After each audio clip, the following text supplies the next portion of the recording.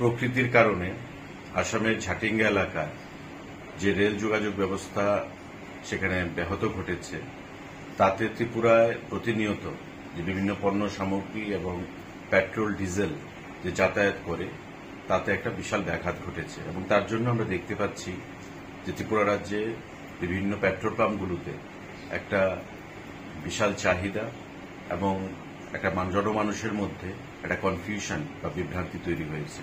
আমি প্রত্যেকের কাছে আহ্বান রাখব যে আমাদের মাননীয় মুখ্যমন্ত্রী সহ আমি এবং আমাদের খাদ্য দপ্তরের আধিকারিকগণ প্রতিনিয়ত ইন্ডিয়ান অয়েলের সঙ্গে রেলওয়ের সঙ্গে কথা বলে যাচ্ছেন এবং যত দ্রুত এই পরিস্থিতি মোকাবিলা করে সম্পূর্ণ নিয়ন্ত্রণে আনা যায় সে বিষয়ে সেখানে আমাদের কথাবার্তা হয়েছে।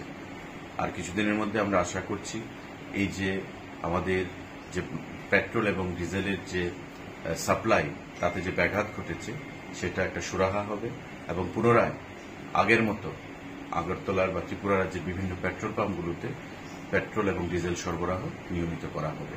আপনারা ধৈর্য রাখবেন, ভরসা রাখবেন। সরকারের তরফ থেকে সম্পূর্ণ ধরনের ব্যবস্থা গ্রহণ করা হচ্ছে।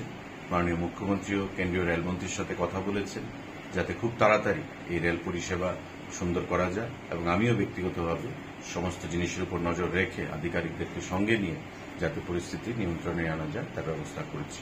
তৎসঙ্গে যারা নিত্য প্রয়োজনীয় দ্রব্যের ব্যবসা করে থাকেন, বিশেষ করে আলু, পেঁয়াজ, বিভিন্ন শাকসবজি, একসময় দেখা গেছে যখন যাত্রী পরিষেবা সেখানে বিঘ্নিত ঘটে, রেল পরিষেবা বা আসামে যখন প্রকৃতির কারণে সেখানে যাতায়াত ব্যবস্থার অসুবিধা হয়, তখন ত্রিপুরা রাজ্যের বিভিন্ন নিত্য প্রয়োজনীয় জিনিসের আকাশ ছোঁয়া মূল্যবৃদ্ধি ঘটে থাকে। আমি প্রত্যেকের কাছে আহ্বান রাখব যে ব্যবস্থা থেকে বিরত থাকবে, যাতে মানুষের নিত্য প্রয়োজনীয় দ্রব্য সামগ্রী কেনাকাটি করতে গিয়ে কোনো ধরনের অসুবিধার মধ্যে পড়তে না হয়। প্রশাসনও সজাগ দৃষ্টি রাখছে।